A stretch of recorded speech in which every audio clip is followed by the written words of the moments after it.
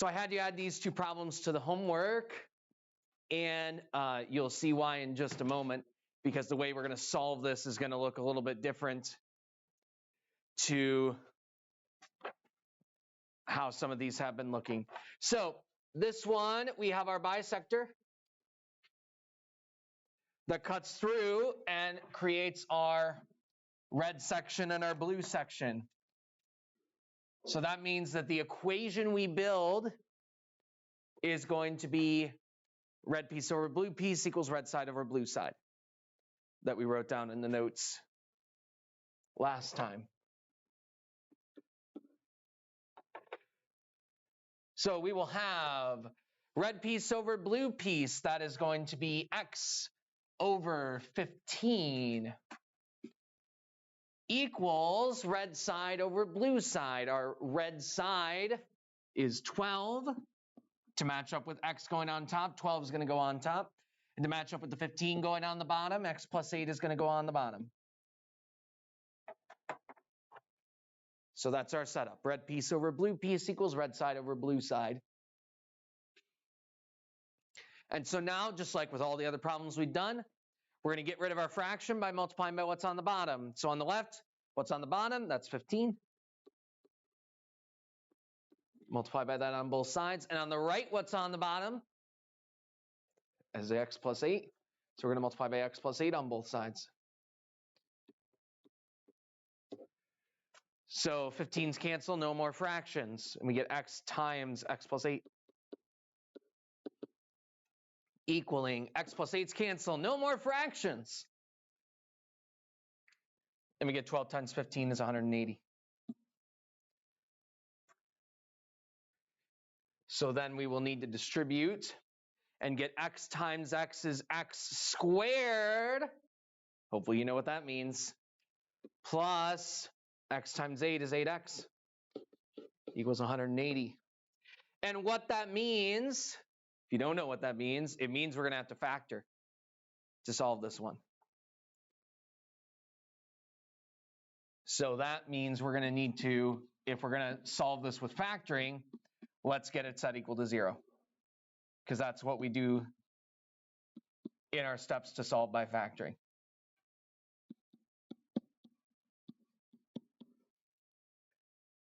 So we get x squared plus 8x minus 180 equals 0. Set it equal to 0 so that we can do our factoring and solving. We're going to start our factoring by multiplying our outside terms. Positive 1 times a negative 180 is going to be a negative 180. So we are looking for two numbers that multiply to be a negative 180 and add to be our middle term, which is a positive 8. So two numbers that multiply to negative 180 and add to a positive 8. So if we're multiplying to be a negative, that means we've got one positive, one negative. And we want our positive to outweigh the negative. So this is where we start making our list of numbers here.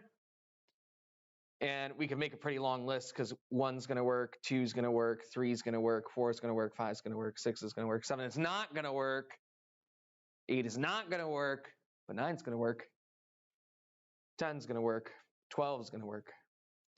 And I'm going to jump down here because this is where the numbers that we actually want are going to happen. Let's see, this will be 6 and 30. This will be 9 and 20. This will be 10 and 18. This will be 12 and 15. So that will be our group of numbers that's going to help us, because the pair of numbers that we actually want are 10 and 18. And we wanted which one to be the positive? The 18, the bigger number to be the positive. Positive 18, negative 10. Positive outweighing the negative. So now we have our x squared is still x squared. Minus 180 is still going to be minus 180. But then instead of my middle term of plus 8x, we're going to put in these middle numbers. Plus 18x minus 10x. And that will start to make our groups. In our first group, we're going to see what can come out of both of those terms. So we have an x squared and an 18x, and x can come out of both of those. There's not a common number that can come out, but we can take an x out because there's an x in both of them. So when we take an x out, we're left with an x plus 18. Over in my other group, minus is the first sign I see, so that means I'm taking out a negative so that I change my signs. And what number? 10 can come out of both of them. So we have an x there. Take a negative out of here, and we're left with a plus 18. And that's good news for us because ding, ding, they both match. And we can take an x plus 18 out of the whole thing. Take an x plus 18 out of the whole thing, and we're left with x and a minus 10. X in the red group and a minus 10 in the blue group once I take my x plus 18 out. And remember that that entire time that was set equal to 0. Now that we've factored it, remember that we have thing times a thing equaling 0. If we have a thing times a thing equaling 0, that means one of them's got to be 0. So either the x plus 18 is 0 or the x minus 10 is 0. One of those has got to be 0. So let's solve it. We're going to subtract 18 from both sides to get rid of the adding, to get x equals a negative 18. And then over on the other side, we have x minus 10 equals 0. So we're subtracting. That means we're going to get rid of it by adding. So we add 10 to both sides to get x equals a positive 10. And now we can remember what we talked about when we did our factoring, which is that we want our measurements to be positive. Once we get our two answers, we want our measurements to be positive. So we're looking at positive 10 and negative 18. Will negative 18 give us positive measurements?